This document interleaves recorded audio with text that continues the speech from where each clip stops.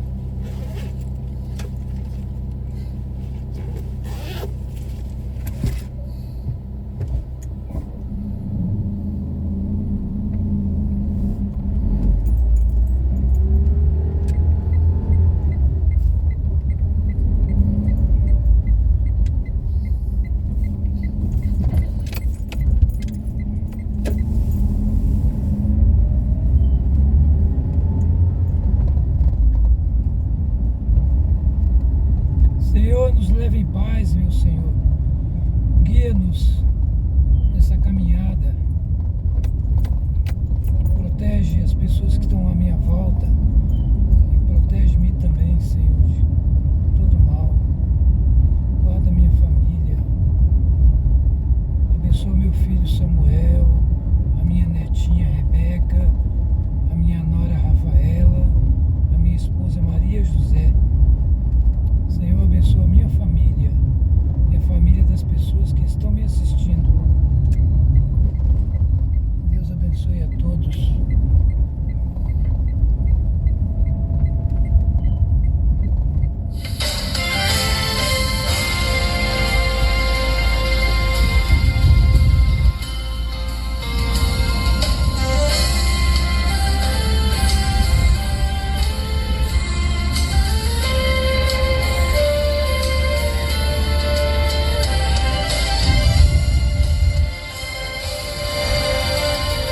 Pessoas têm tido seus sonhos destruídos pela falta de confiança absoluta em Deus.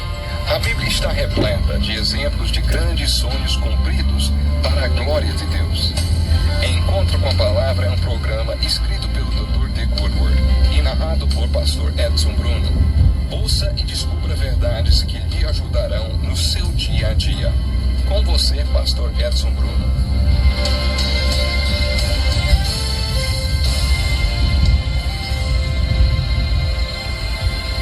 Na lição de hoje vamos começar nosso estudo do livro de Gênesis, examinando o que Deus nos diz sobre a criação. Portanto, muito bem-vindo a mais um programa Encontro com a Palavra. Estamos iniciando o estudo completo da Bíblia de Gênesis ao Apocalipse e fico muito feliz por você ter escolhido participar da lição de hoje. Afinal, estamos estudando o livro mais importante do mundo. Bem-vindo ao programa Encontro com a Palavra de hoje. A palavra Gênesis, o nome do primeiro livro da Bíblia, significa algo como Gênese, ou o início. Como dissemos em nossa última lição, esse livro não foi escrito somente para revelar como as coisas vieram a existir. Afinal, Deus não nos deve explicações. Esse livro nos fala da origem das coisas porque Deus quer que a gente entenda como tudo começou. Isso também vale para todos os assuntos que vamos estudar no livro de Gênesis. E, claro, Deus está nos revelando alguma coisa sobre a criação. No primeiro capítulo de Gênesis temos essas palavras. No princípio, Deus criou os céus e a terra. A terra, porém, estava sem forma e vazia. Havia trevas sobre a face do abismo e o Espírito de Deus pairava sobre as águas. Disse também Deus: povoem-se as águas de enxames e seres viventes, e voem as aves sobre a terra, sobre o firmamento dos céus. Criou, pois, Deus os grandes animais marinhos e todos os seres viventes que rastejam, os quais povoaram as águas, segundo as suas espécies, e todas as aves segundo as suas espécies também. E viu Deus que isso era bom. Também disse Deus: façamos o homem à nossa imagem, conforme a nossa semelhança. Tenha ele domínio sobre os peixes do mar, sobre as aves dos céus, sobre os animais domésticos, sobre toda a terra e sobre todos os répteis que rastejam pela terra. Criou Deus, pois, o homem à sua imagem. A imagem de Deus o criou. Homem e mulher os criou. E Deus os abençoou e lhes disse: sede fecundos, multiplicai-vos e enchei a terra. Viu Deus tudo quanto fizera, e eis que era muito bom. Esse assunto da criação é o assunto mais popular dentro do livro de Gênesis. Se você participar de uma discussão sobre religião numa universidade, parece que a Bíblia não fala de outra coisa que não seja a criação. A criação é o que mais os universitários gostam de discutir quando se trata de religião. Existem dois pensamentos extremos quando o assunto é a criação. Primeiro, temos a posição do cientista que diz que a criação, como foi narrada no livro de Gênesis, não é cientificamente confiável. Por isso ele rejeita a Bíblia como palavra inspirada de Deus. A outra posição, que é o oposto da primeira, é a do crente conservador, que aborda o assunto com uma outra pergunta: a ciência é biblicamente confiável? E dizem mais: a Bíblia não está sujeita a julgamento. A ciência é que está. A questão aqui não é se a Bíblia é científica, mas sim se a ciência é bíblica. Esta é a questão. A Bíblia e a ciência são compatíveis quando a Bíblia aborda um assunto como a criação? Esta é a verdadeira questão aqui. E é uma questão muito popular. Precisamos colocar algumas coisas em perspectiva agora. Primeiramente, se você pensar em termos de ciência e em como um cientista é, se você pensar sobre os métodos do cientista como ele próprio os define, você pode chegar a algumas conclusões. Você vai acabar chegando a essa pergunta: será possível um cientista crer em Deus e continuar sendo um cientista? Baseado na maneira com que os cientistas definem por conta própria os parâmetros dos métodos da ciência, nós temos aqui uma questão interessante. Com certeza, um cientista pode ser teísta. Muitos cientistas são teístas devotados, mas baseado na definição que eles próprios têm do método científico, parece que quando um cientista é teísta, ele não está sendo científico, ou não está sendo teísta quando é cientista. Teísta é aquele que acredita em Deus. Os cientistas lidam com dados ou fenômenos que podem ser observados. Eles lidam com dados que podem ser estudados objetivamente. Baseados nas observações desses dados, eles fazem experimentos. Em seguida, eles tiram conclusões e fazem aplicações. É isso que significa ser científico e utilizar métodos científicos. Há um senso comum, novamente, de que quando um cientista expressa a fé, ele não está sendo científico. A Escritura diz em Hebreus capítulo 11, verso 6, sem fé é impossível agradar a Deus, porquanto é necessário que aquele que se aproxima de Deus creia que Ele existe. Esse verso não diz que, a menos que você seja um cientista, você não poderá agradar a Deus, e nem que você só pode se aproximar de Deus se você for um cientista. Deus não tem um plano especial de salvação para cientistas. Os cientistas têm de chegar a Deus do mesmo jeito que todo mundo tem, pela fé. E a fé que nos leva a Deus e torna possível, então, que venhamos ter uma vida que agrade a Deus. A fé é um dom de Deus. Novamente, deixa eu dizer o seguinte: baseado na maneira com que alguns cientistas escrevem o funcionamento dos métodos científicos, quando o cientista recebe o dom da fé, como qualquer outra pessoa, quando ele crê no sobrenatural, quando ele chega a conhecer a Deus e viver uma vida que agrade a Deus, quando ele chega a isso, ele não está sendo científico, literalmente falando. Veja, Deus é um espírito, e aqueles que o adoram e chegam a conhecê-lo, conhecem e adoram a Deus na dimensão espiritual da vida.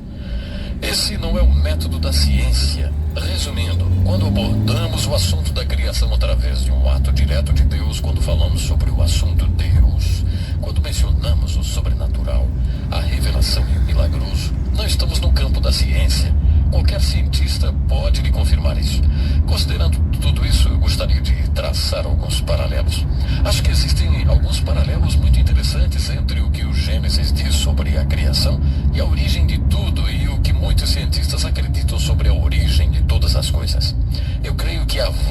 paralelos aqui e ali e muitas diferenças agudas. Baseado na nossa introdução à Bíblia, para ler sobre a criação, devemos agir como agiríamos para ler todos os capítulos da Bíblia, fazendo as seguintes perguntas: o que está escrito? O que quer dizer? E o que significa para mim?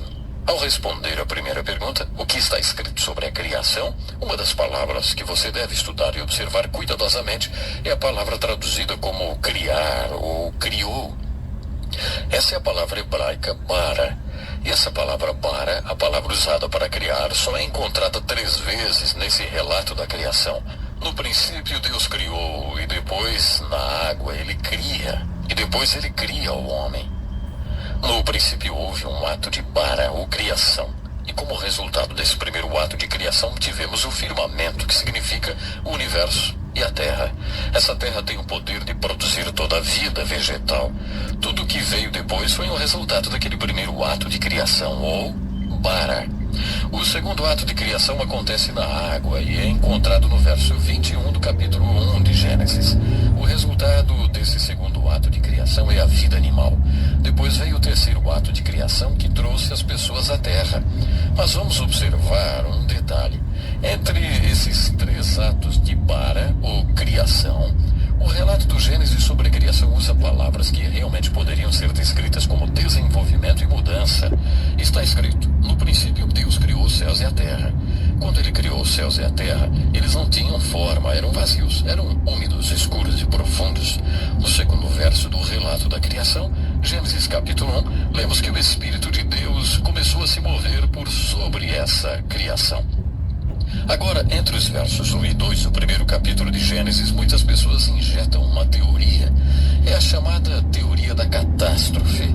Eles dizem que alguma coisa aconteceu após o verso 1, que destruiu completamente a primeira criação, por isso Deus teve de fazer outra criação. Eles acham que Deus não poderia criar uma coisa que fosse sem forma e vazia, úmida, escura e profunda. Nesse ponto é preciso uma certa prática como estudioso da Bíblia. Faça-se a seguinte pergunta: o que está escrito? Francamente, não está escrito que houve uma catástrofe. E também não diz que algo aconteceu com aquela criação que a deixou sem forma e vazia. Diz ali que ela era sem forma e vazia.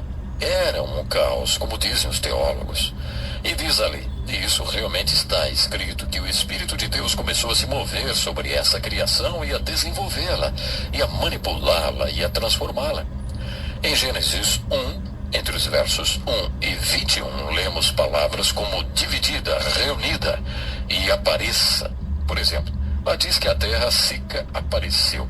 A terra seca não foi criada quando ela apareceu. Ela foi criada no princípio e aparentemente estava debaixo d'água.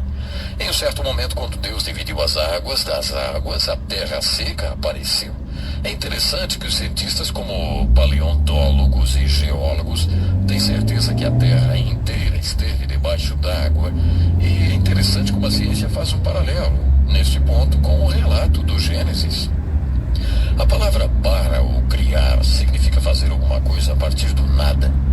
Não havia absolutamente nada, então Deus fez esse bara. Essas palavras em Gênesis, depois do verso 1 até o verso 21, são palavras que significam isso: mudar a forma daquilo que já existe. Isso não é criação, de acordo com a palavra hebraica bara. O primeiro ato de criação, apesar de ter produzido o universo, a terra e toda a vida vegetal, não produziu vida animal. Portanto, foi necessário outro ato de bara na água. Novamente, os cientistas parecem ter muita certeza de que a vida animal começou na água.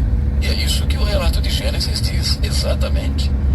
Tinha de haver um terceiro ato separado da criação.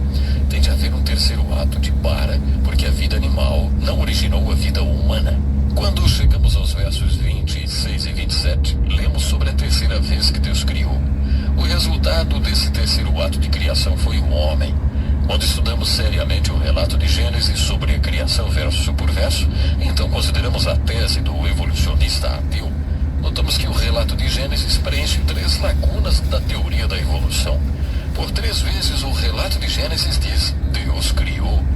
Nesses 3 lugares em que o Gênesis nos diz que Deus criou, o evolucionista ateu luta para apresentar respostas às suas 3 lacunas vazias. Leia o primeiro capítulo de Gênesis e observe cuidadosamente a história da criação. Deus criou e Ele ainda pode criar hoje. Ele quer criar em você um coração novo. Se você está acompanhando o programa, achou tudo muito interessante, mas acha que se você morresse hoje não iria para junto de Deus, porque Ele ainda não criou um coração novo em você? Sabe, eu quero lhe convidar para que você fale com Deus agora. Diga comigo: Deus, eu sei que eu preciso do teu poder de criação na minha vida. Deus, Criador do céu e da terra, eu quero te conhecer. Eu quero que seja criado em mim um novo coração. Me ajude, Deus, me ajude a seguir o teu caminho. Se você fez essa oração, entre em contato conosco hoje mesmo. Queremos mostrar como você pode conhecer o Criador do Universo, como seu Pai Celestial. Nós temos um folheto muito especial para você. Entre em contato conosco. O endereço é anunciado daqui a pouco. Até o nosso próximo programa.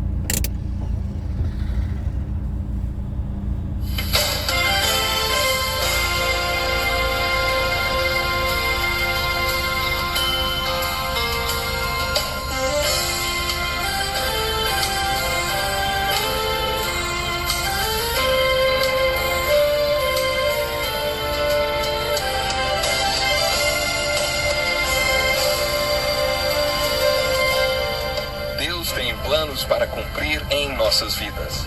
Essa é a mensagem de toda a Bíblia e é isso mesmo que estamos estudando aqui no Encontro com a Palavra, escrito pelo pastor Dick Woodward e narrado pelo pastor Edson Bruno. Fique atento a mais um programa que o Ministério Cooperativo Internacional leva a você. Com você agora, pastor Edson Bruno.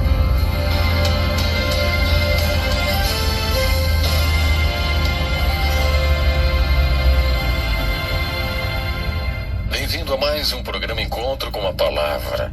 Acabamos de iniciar um estudo do primeiro livro da Bíblia, o livro de Gênesis.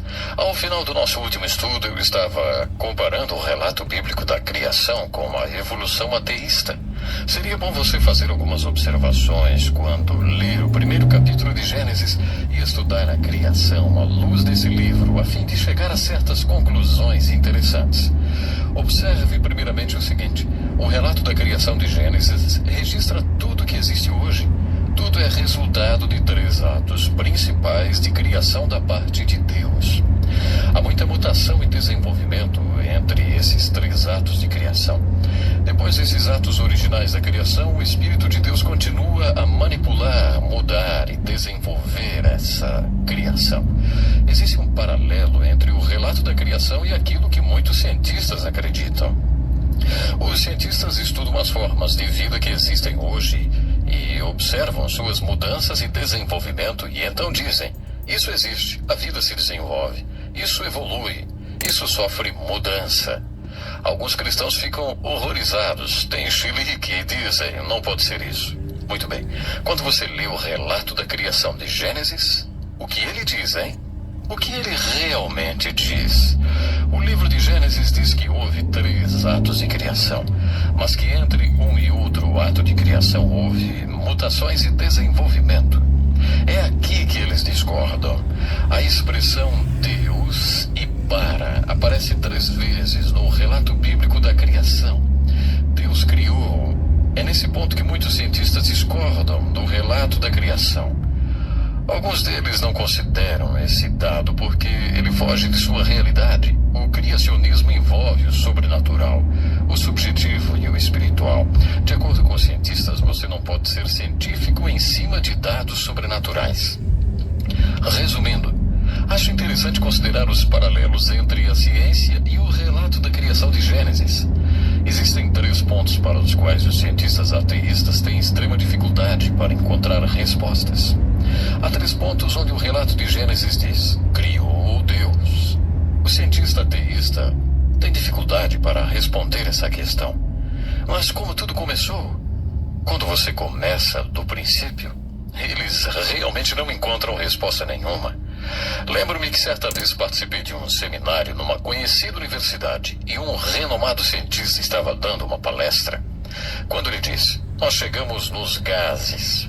Aí eu levantei a minha mão e ele me olhou através dos seus óculos fundo de garrafa e disse: não me pergunte de onde vêm os gases, hein? Bom, era exatamente essa pergunta que eu ia fazer. Você está vendo? Todos eles, todos os cientistas param na questão de onde tudo se originou, de onde tudo começou. Esse é o ponto onde a Bíblia diz: Deus. Deus criou. Devido à maneira como os cientistas definem as disciplinas da ciência, o cientista sempre vai dizer: eu não consigo acreditar que Deus criou. Pessoalmente, eu acho difícil entender por que os cientistas dizem que eles acreditam na teoria do Big Bang, por exemplo. Houve esse grande Big Bang, explosão. Tudo começou de alguma maneira. A Bíblia diz que houve um Big Deus, e que esse Big Deus criou. E foi assim que tudo começou. Esse Big Deus criou. É mais fácil crer no Big Deus do que crer no tal de Big Bang. Os cientistas não conseguem encontrar uma resposta para a pergunta: mas como tudo começou? Eles não conseguem responder. O segundo ponto para o qual os cientistas não encontram resposta é: como a vida vegetal evoluiu para a vida animal? Não está faltando só um elo. Há 3 elos faltando e esse é o segundo deles. Mais uma vez a Bíblia diz: Deus. Foi um ato de Deus. Houve um ato de criação.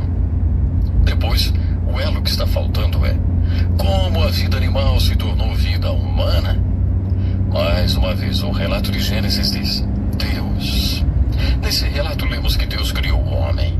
Eu não sei quanto a você, mas para mim essa observação é muito importante. Nos 3 pontos para os quais os cientistas não têm resposta, o livro de Gênesis nos responde. É fascinante observar as antigas teorias sobre as origens.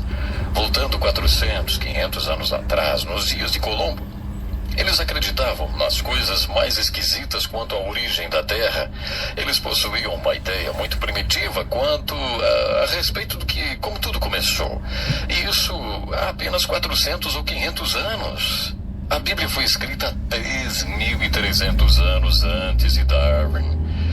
Não é incrível que 3.300 anos antes de Darwin, o autor de Gênesis tenha dito: a vida muda e desenvolve? Isso é muito interessante. A Bíblia é o livro sobre redenção. Mais uma vez, existem 1.189 capítulos na Bíblia e apenas 1,5 capítulo fala sobre a criação. A criação não é uma disciplina da ciência. Essa questão pertence ao campo da teologia ou talvez da filosofia. Eu não sei se você já estudou filosofia. Eu estudei. Filosofia, eu acabei estudando por 1 ano e o curso terminou com o professor fazendo a seguinte afirmação: durante esse ano concluímos 4 coisas, ele disse, e escreveu no quadro negro. A primeira é: eu não sei. Ele escreveu no quadro. Depois de 1 ano estudando com um de seus alunos, claro, achamos que era bem provável que ele estivesse certo. Ele não sabia. A seguir, a segunda conclusão, ele também escreveu no quadro: vocês não sabem. Claro, se ele, como todo o seu estudo, não sabia, quem éramos nós, seus alunos, para dizer que sabíamos? Bom, assim aceitamos a sua conclusão. Sua terceira conclusão, e ele escreveu também no quadro, era: ninguém sabe. Baseados em todos os textos que tínhamos lido durante aquele ano, não era difícil aceitar isso também. Sua quarta conclusão foi, e ele escreveu também no quadro: é inteligente pensar sobre isso. Isso sim é filosofia. Primeiro é: eu não sei, você não sabe, ninguém sabe, mas é inteligente pensar sobre isso. Se você quiser, poderá enquadrar a criação no campo da filosofia. Poderá chegar à mesma conclusão do filósofo e dizer: eu não sei nada sobre a criação. Você não sabe nada sobre a criação. Ninguém sabe nada sobre a criação. Mas é inteligente pensar sobre isso. O livro de Gênesis começa nos dizendo que a questão da criação pertence a Deus. Deus criou. Apenas Deus estava lá. Só Deus sabe. Portanto, a única pessoa que pode chegar perto de alguma conclusão sobre as origens é o profeta que tem a revelação de Deus. É exatamente o caso de Moisés. Moisés foi um profeta. Ele subiu o Monte Sinai 3 vezes e ficou lá 40 dias e 40 noites sem comer e disse: Deus, eu quero uma palavra sua mais do que eu quero comer. E Deus deu a ele uma revelação. Deus deu a ele uma palavra, os 5 primeiros livros da Bíblia: Gênesis, Êxodo, Levítico, Números e Deuteronômio. São essas a revelação que Moisés recebeu. Essa revelação começa com uma simples afirmação sobre a criação. Essa afirmação é uma revelação de Deus. Mesmo sem pretender esgotar a matéria da criação, creio que ela diz a verdade sobre as origens e que será confirmada como verdadeira. Quando a questão é criação, temos 2 posições completamente opostas. Francamente, eu não quero ser forçado a optar por nenhuma das 2. Por outro lado, temos os crentes conservadores que dizem que se você crê na Bíblia, então tem que acreditar que a Terra possui apenas 6.000 anos de existência e que o homem também só existe há 6.000 anos.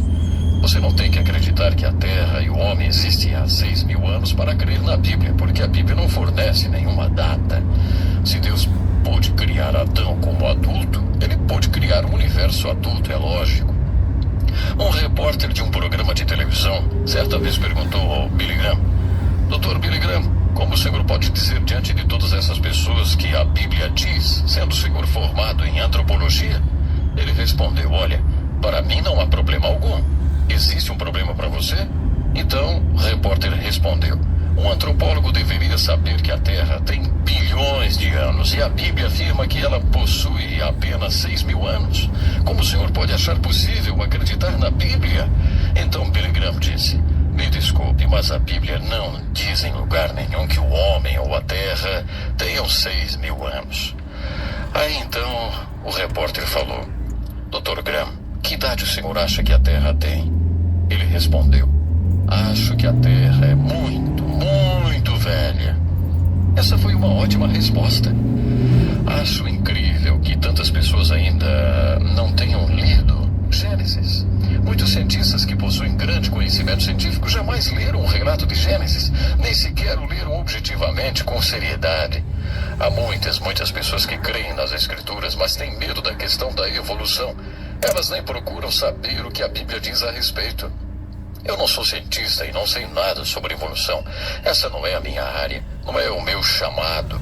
O que eu gostaria de propor é, uma vez que esse assunto sempre vem à tona, vamos ler o relato da criação de Gênesis. Não tenha medo desse assunto. Não fique pensando que você tem que defender Deus. Simplesmente leia o livro de Gênesis fazendo a seguinte pergunta: o que realmente há aqui a esse respeito? Tenha essa expectativa de que está escrito ali, do que o que está ali realmente é verdadeiro e que será confirmado por cientistas verdadeiros. Também precisamos fazer a seguinte pergunta: por que Deus falou tão pouco a respeito da criação? Bom, não é porque ele achasse que nos devia alguma explicação. Deus sabia que um dia chegaríamos à conclusão de que nós próprios precisamos de um ato de criação dentro dos nossos corações. Deus sabia que isso aconteceria conosco, assim como aconteceu com Davi. Depois que Davi cometeu um sério pecado, ele fez essa importante oração: Deus, mostra-me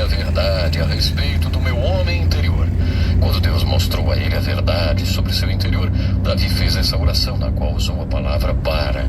Cria em mim, ó Deus, um coração puro e renove em mim um espírito reto. O que ele estava realmente dizendo era: Deus, se o Senhor não operar o milagre de criação no meu coração, eu vou pecar outra e outra vez. Eu preciso de um ato de criação no meu interior. A resposta à oração de Davi é o novo nascimento. E Jesus fala sobre isso. Sim, Jesus estava falando quando afirmou: não te maravilhes se eu te dizer, necessário vos é nascer de novo. O que é nascido da carne é carne. Você tem que nascer de novo. Precisa de um ato de criação. Quando os apóstolos comentaram os ensinamentos de Jesus sobre o novo nascimento, eles se referiram à criação. Paulo disse: se alguém está em Cristo, nova criatura é. E mais, somos criação de Deus e criados em Cristo Jesus. As pessoas que nasceram de novo experimentaram um ato de criação e, como resultado desse ato de criação, elas são criação de Deus. Eu creio que Deus deseja realmente que percebamos a nossa necessidade de um ato de criação dentro de nós. Você já experimentou esse novo nascimento? Pense nisso, hein? Bom, até o nosso próximo programa.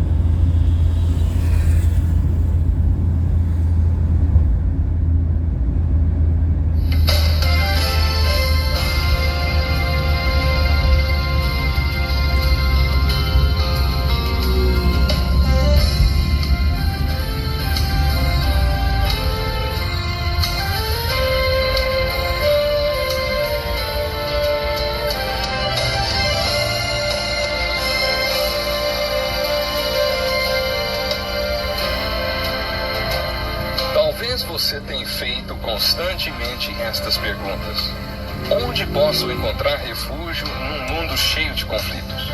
Ou como e onde posso encontrar força para vencer nesse mundo que oferece tantas derrotas? Acompanhe agora com o pastor Edson Bruno mais um programa Encontro com a Palavra.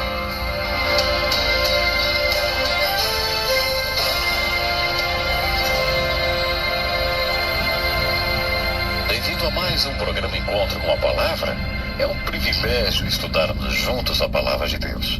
Obrigado por você ter escolhido fazer parte dessa jornada espiritual junto conosco. No programa de hoje, gostaria de considerar o que o livro de Gênesis tem a dizer sobre o nascimento ou o começo da criação do homem. Lembre-se, o propósito do livro de Gênesis é nos dizer como as coisas eram, para podermos entender como as coisas são. Quando abordamos o assunto da criação da humanidade, estamos falando de nós mesmos. O que o livro de Gênesis tem a dizer sobre o homem? Quando estudamos a criação do homem, o que aprendemos sobre a intenção e o propósito de Deus para o homem? Encontraremos respostas para essas perguntas, porque acredito que é por isso que Deus nos fala da criação do homem no livro de Gênesis.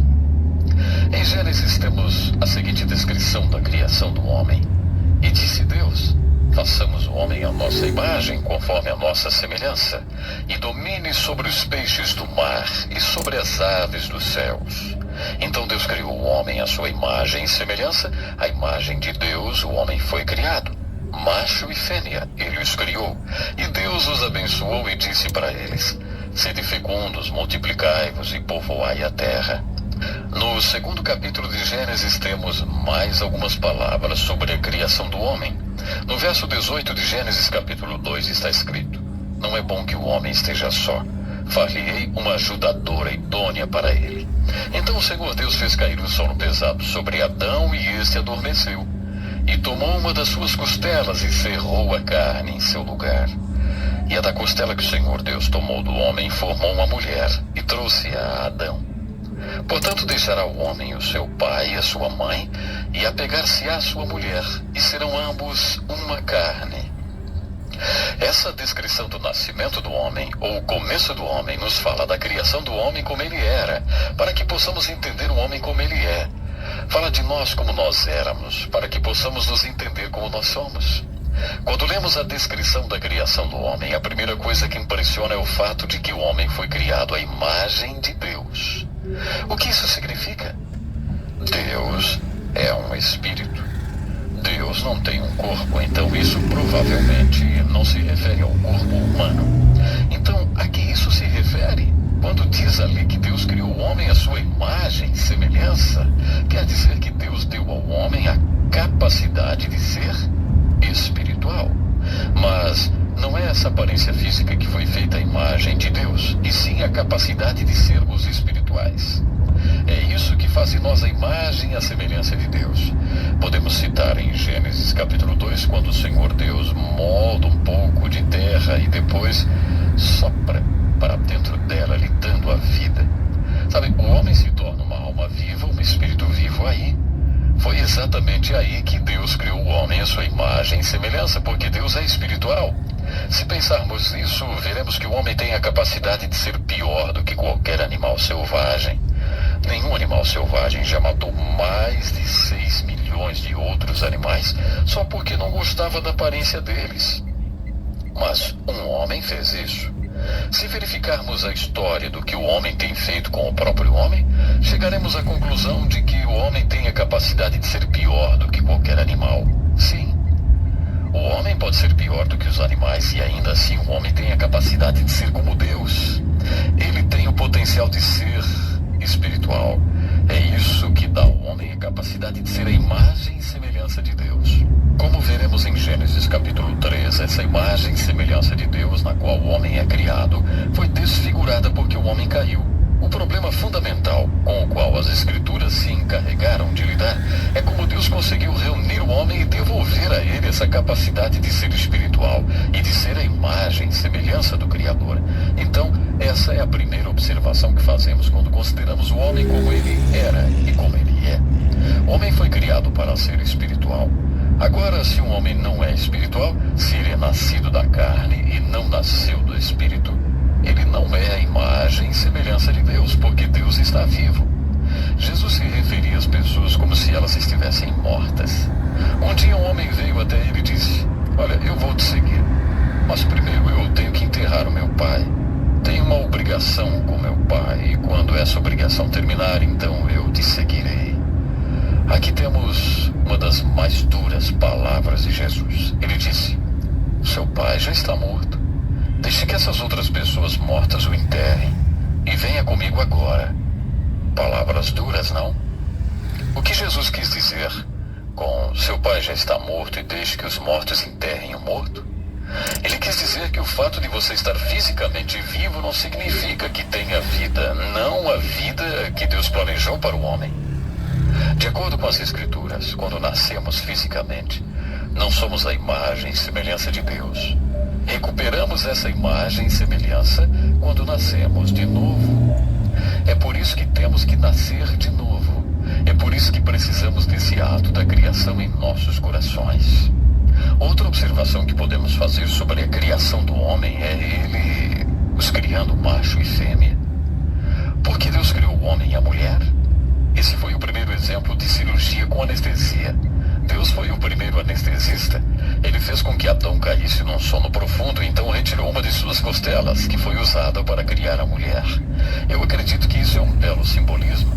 Os velhos estudiosos certamente vão dizer que Deus não tirou a mulher da cabeça do homem, o que poderia simbolizar que a mulher iria mandar no homem, ou que Deus não tirou a mulher dos pés do homem, simbolizando que ela devesse servir a ele. Deus tirou a mulher de um dos lados do homem. Afinal de contas, o que está mais próximo do coração do homem do que suas costelas? Deus queria que a mulher ficasse do lado do homem, perto do coração. Esse é um belo simbolismo. Por que Deus criou a mulher? Está escrito que quando Deus criou o homem estava incompleto. Mesmo sendo a imagem de Deus, Deus disse: não é bom para o homem estar incompleto. Vou criar uma ajudadora, que significa alguém que completaria. Então, Deus fez a mulher para completar o homem. Homem e mulher unidos em uma só carne são um ser completo. É isso que a gramática hebraica sugere. Deus criou o homem macho e fêmea. Por quê? Muita gente acha que no Jardim do Éden eles cometeram algum tipo de pecado sexual. Isso é ridículo. Deus os fez sexuais antes deles caírem em pecado e disse: isso é muito bom. Sobre as coisas que criou, Deus disse: bom. Mas quando ele criou a união sexual, ele disse: muito bom. Isso foi antes da queda do homem. Não foi o sexo que derrubou a família humana. Por que Deus os fez sexuais? Porque quando Deus uniu o homem e a mulher, ele instituiu uma lei da vida, que é uma das mais básicas leis da vida que nós temos. Ele trouxe à existência a instituição mais importante que temos na Terra hoje. Nós a chamamos de família, ou o lar. Era o plano de Deus quando ele os criou macho e fêmea, unir duas pessoas e torná-las parceiras, para que pudessem se tornar pais. E então, como pais, eles poderiam produzir pessoas que um dia também se tornariam parceiros e pais, e produziriam pessoas que se tornariam parceiros e pais. Essa é uma grande lei da vida que deu início e que norteia e sustenta toda a família humana. Para que essa lei da vida funcione, Deus precisa ter dois pais adequados.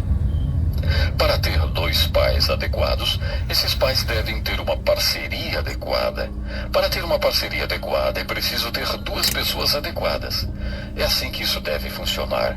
Para que a lei da vida funcione, é preciso que haja pais adequados, parceiros adequados e pessoas adequadas.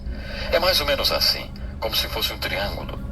A lei da vida que Deus trouxe a efeito quando criou o homem e a mulher diz que as pessoas devem se tornar parceiros, para que possam se tornar pais. Pense nisso como se fosse um triângulo. Um triângulo não existe sem a linha de baixo, ou sem um de seus lados. A paternidade depende da adequação da parceria. A parceria é apenas tão adequada ou efetiva quanto as pessoas que fazem parte dessa relação. Quando as Escrituras nos aconselham sobre como podemos ser pais e parceiros adequados e pessoas adequadas, as Escrituras sempre irão nos instruir a começar com as pessoas. Em 1 Pedro capítulo 3, por exemplo, Pedro aconselha uma mulher que tem um marido que não segue a palavra. Aquilo poderia significar que o marido dela não era crente, ou talvez ele fosse um crente, mas nem sempre obedecia a palavra. Pedro, na inspiração do Espírito Santo, diz para ela qual o tipo de pessoa que ela deveria ser. Pedro não disse nenhuma palavra sobre seu marido ou sobre tentar mudá-lo. Isso é muito realista. Um amigo meu que é psicólogo diz que muito de nossa ansiedade e frustração resulta disso. Nossas metas dependem muito do que as outras pessoas irão fazer. Por exemplo, queremos que nossos filhos façam uma certa coisa. Nossas metas para o futuro estão baseadas nisso e, de repente, descobrimos que não podemos controlar o que eles fazem. Ou ainda, você quer que seu marido faça certas coisas. Essa é a sua meta para esse ano. Entretanto, você descobre que não consegue controlar o seu marido. Eu tenho metas sobre o que eu quero para minha esposa, que eu quero que ela faça, expectativas para a vida dela, e acabo desiludido e frustrado, porque descobri que no decorrer do ano não pude mudar a minha esposa ou qualquer outra pessoa. Portanto, não é realista pensar que podemos resolver problemas ou fortalecer nossos relacionamentos tentando mudar as outras pessoas. Quando as pessoas procuram um pastor para aconselhamento matrimonial, geralmente a pessoa de quem eles querem falar a respeito é o parceiro. Houve um caso de um homem que disse, logo no início da sessão de aconselhamento: olha, se Moisés tivesse conhecido a minha esposa, teria um outro mandamento. E aí ele começou a me contar tudo sobre a sua esposa. A ideia de quem procura aconselhamento é: pastor, se o senhor puder consertar os defeitos da minha esposa ou marido, então eu vou ficar bem. Não terei nenhum problema. Isso não é muito realista e na maioria das vezes não resolve o problema. Mas a maioria das pessoas acha que o problema pode ser resolvido apenas consertando a outra pessoa. As Escrituras nos ensinam a começar pela base do triângulo, com as pessoas. E já que devemos começar com as pessoas, vamos começar com você. Você não irá responder pela outra pessoa. De acordo com o que as Escrituras ensinam sobre julgamento, não ficaremos diante de Deus como parceiros. Você não vai responder pelo seu parceiro de casamento quando ficar diante de Deus um dia. Você vai responder apenas por si próprio. Essa é a pessoa pela qual você é responsável. Essa é a pessoa pela qual você pode fazer algo. Essa é a pessoa com a qual você deve realmente se preocupar. Se você quiser fortalecer a lei da vida planejada por Deus, se preocupe com você primeiro. Bom, o nosso tempo já se foi. No nosso próximo estudo vamos falar do papel dos pais na grande lei divina do casamento e da família. E eu espero você. Até lá então.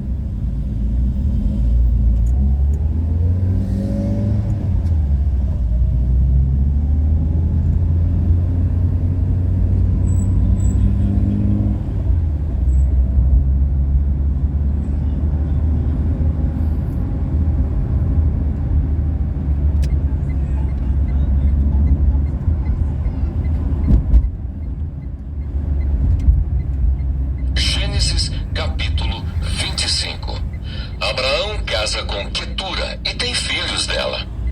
E Abraão tomou outra mulher, o seu nome era Quetura, e gerou-lhe Zinrã, e Joksã, e Medã, e Midian, e Isbaque, e Suá. E Joksã gerou a Seba e a Dedã. E os filhos de Dedã foram Assurim, e Letuzim, e Leumim. E os filhos de Midian foram Efá, e Éfer, e Enoque, e Abida, e Elda. Esses todos foram filhos de Quetura. Porém, Abraão deu tudo o que tinha a Isaque. Mas aos filhos das concubinas que Abraão tinha, deu Abraão presentes. E vivendo ele ainda, despediu-os do seu filho Isaque ao oriente, para a terra oriental. Estes, pois, são os dias dos anos da vida de Abraão, que viveu 175 anos. Abraão morre.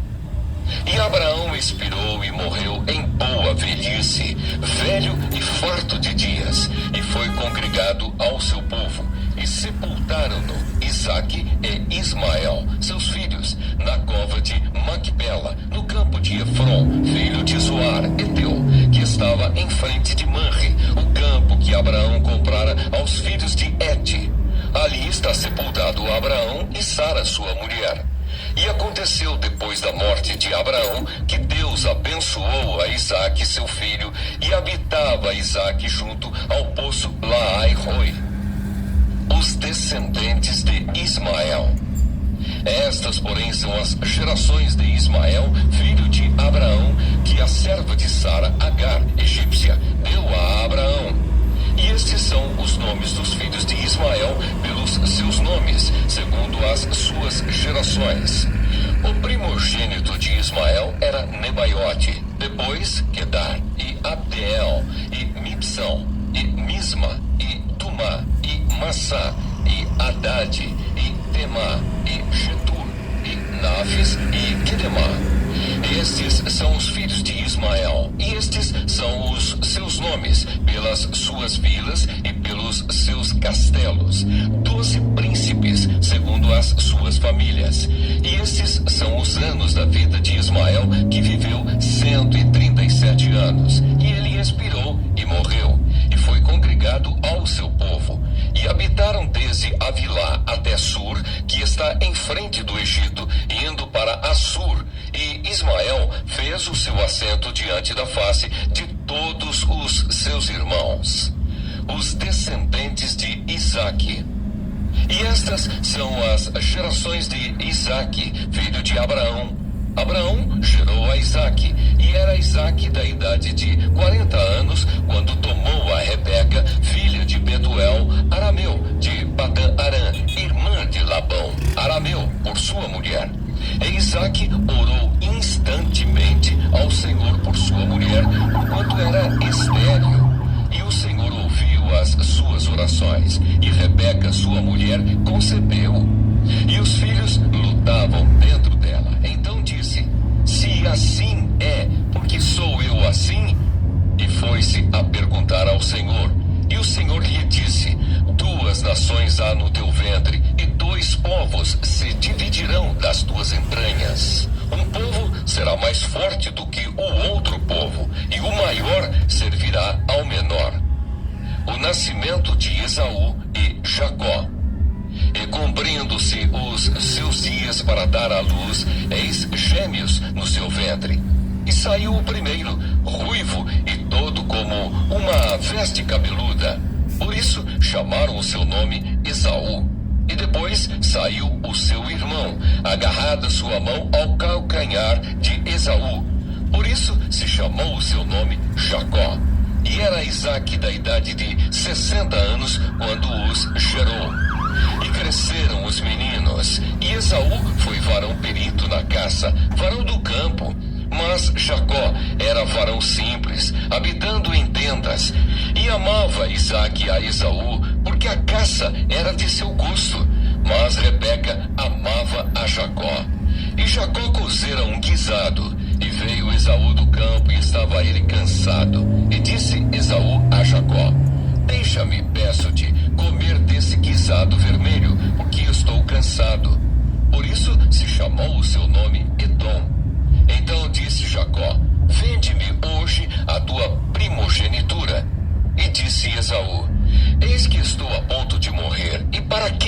servirá logo a primogenitura? Então disse Jacó: jura-me hoje. E jurou-lhe e vendeu a sua primogenitura a Jacó. E Jacó deu pão a Esaú e o guisado das lentilhas. E ele comeu e bebeu e levantou-se e foi-se. Assim desprezou Esaú a sua primogenitura. Gênesis capítulo 26. Isaque vai a Gerar por causa da fome. E havia fome na terra, além da primeira fome, que foi nos dias de Abraão. Por isso, foi-se Isaque a Abimeleque, rei dos filisteus, em Gerar. E apareceu-lhe o Senhor e disse: não desças ao Egito, habita na terra que eu te disser. Peregrina nesta terra, e serei contigo e te abençoarei, porque a ti e à tua semente darei todas estas terras, e confirmarei o juramento que tenho jurado a Abraão teu pai, e multiplicarei a tua semente como as estrelas dos céus, e darei à tua semente todas estas terras, e em tua semente serão benditas todas as nações da terra, porquanto Abraão obedeceu a minha voz e guardou o meu mandado, os meus preceitos, os meus estatutos e as minhas leis. Assim habitou Isaque em Gerar. E perguntando-lhe os varões daquele lugar acerca de sua mulher, disse: é minha irmã, porque temia dizer: é minha mulher, para que, porventura, dizia ele, me não matem os varões daquele lugar por amor de Rebeca, porque era formosa à vista. E aconteceu que, como ele esteve ali muito tempo, Abimeleque, rei dos filisteus, olhou por uma janela e viu, e eis que Isaque estava brincando com Rebeca, sua mulher. Então chamou Abimeleque a Isaque e disse: eis que, na verdade, é tua mulher. Como, pois, disseste: é minha irmã? E disse-lhe Isaque: porque eu dizia, para que eu porventura não morra por causa dela. E disse Abimeleque: que é isto que nos fizeste? Facilmente se teria deitado alguém deste povo com a tua mulher, e tu terias trazido sobre nós um delito. E mandou Abimeleque a todo o povo, dizendo: qualquer que tocar neste varão ou em sua mulher, certamente morrerá. E semeou Isaque naquela mesma terra, e colheu naquele mesmo ano 100 medidas, porque o Senhor o abençoava. E engrandeceu-se o varão, e ia-se engrandecendo, até que se tornou muito grande. E tinha possessão de ovelhas, e possessão de vacas, e muita gente de serviço, de maneira que os filisteus o invejavam. E todos os poços que os servos de seu pai tinham cavado nos dias de Abraão, seu pai, os filisteus entulharam e encheram de terra. Disse também Abimeleque a Isaque: aparta-te de nós, porque muito mais poderoso te tens feito do que nós. Então Isaque foi-se dali e fez o seu assento no vale de Gerar, e habitou lá. E tornou Isaque e cavou os poços de água que cavaram nos dias de Abraão, seu pai, e que os filisteus taparam depois da morte de Abraão, e chamou-os pelos nomes que os chamara seu pai. Cavaram, pois, os servos de Isaque naquele vale, e acharam ali um poço de águas vivas. E os pastores de Gerar porfiaram com os pastores de Isaque, dizendo: esta água é nossa. Por isso chamou o nome daquele poço Ezeque, porque contenderam com ele. Então cavaram outro poço, e também porfiaram sobre ele. Por isso chamou o seu nome Sitna. E partiu dali e cavou outro poço, e não porfiaram sobre ele. Por isso chamou o seu nome Reobote, e disse: porque agora nos alargou o Senhor, e crescemos nesta terra. Depois subiu dali a Berseba, e apareceu-lhe o Senhor naquela mesma noite, e disse: eu sou o Deus de Abraão teu pai. Não temas, porque eu sou contigo, e abençoar-te-ei, e multiplicarei a tua semente por amor de Abraão, meu servo. Então edificou ali um altar, e invocou o nome do Senhor, e armou ali a sua tenda. E os servos de Isaque cavaram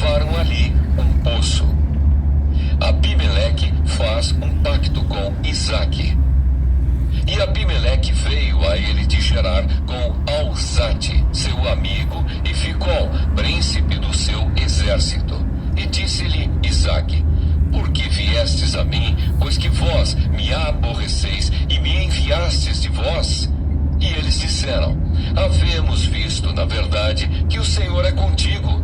Pelo que dissemos: haja agora juramento entre nós e ti, e façamos concerto contigo, que nos não faças mal, como nós te não temos tocado, e como te fizemos somente bem e te deixamos ir em paz.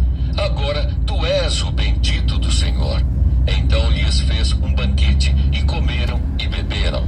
E levantaram-se de madrugada, e juraram um ao outro. Depois os despediu Isaque, e despediram-se dele em paz. E aconteceu naquele mesmo dia que vieram os servos de Isaque e anunciaram-lhe acerca do negócio do poço que tinham cavado, e disseram-lhe: temos achado água. E chamou Seba. Por isso é o nome daquela cidade Berseba até o dia de hoje. Ora, sendo Esaú da idade de 40 anos, tomou por mulher a Judite, filha de Beeri, Eteu, e a Basemate, filha de Elon, Eteu. E estas foram para Isaque e Rebeca uma amargura de espírito. Gênesis capítulo 27. Isaque manda Esaú fazer-lhe um guisado. E aconteceu que, como Isaque envelheceu e os seus olhos se escureceram, de maneira que não podia ver, chamou a Esaú, seu filho mais velho, e disse-lhe: meu filho. E ele disse: eis-me aqui. E ele disse: eis que já agora estou velho, e não sei o dia da minha morte.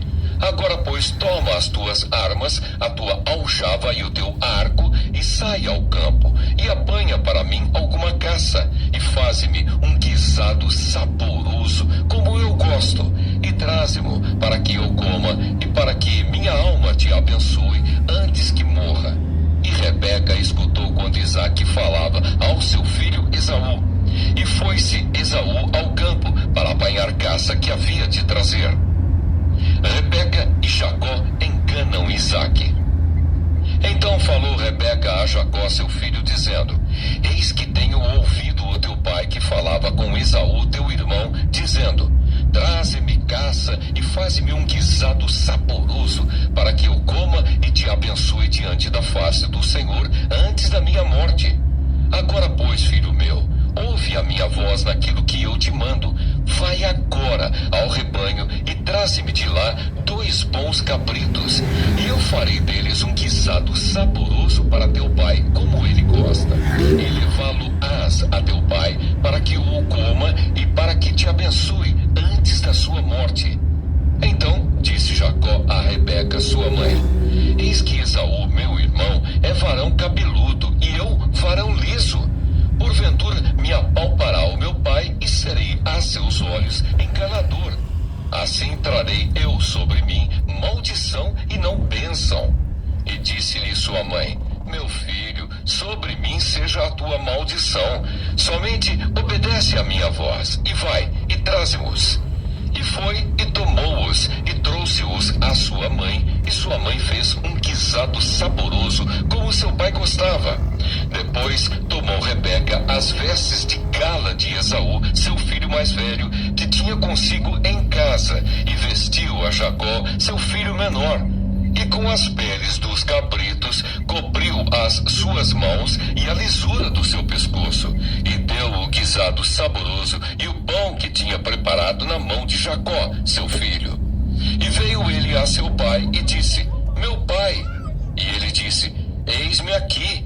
Quem és tu, meu filho? E Jacó disse a seu pai: eu sou Esaú, teu primogênito. Tenho feito como me disseste.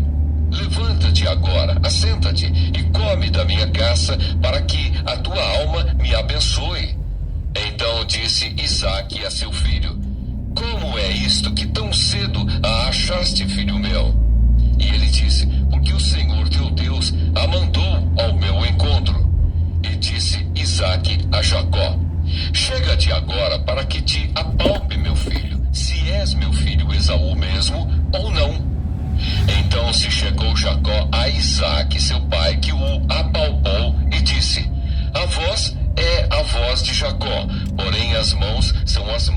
Esaú, e não o conheceu, porquanto as suas mãos estavam cabeludas, como as mãos de Esaú, seu irmão, e abençoou-o, e disse: És tu meu filho Esaú mesmo? E ele disse: Eu sou. Então disse: Faze chegar isso perto de mim, para que coma da caça de meu filho, para que a minha alma te abençoe. E chegou-lhe e comeu. Trouxe-lhe também vinho e bebeu. E disse-lhe Isaque, seu pai: Ora, chega-te e beija-me, filho meu. E chegou-se e beijou-o. Então cheirou o cheiro das suas vestes e abençoou-o, e disse: Eis que o cheiro do meu filho é como o cheiro do campo, que o Senhor abençoou. Assim, pois, te dê Deus do orvalho dos céus e das gorduras da terra, e abundância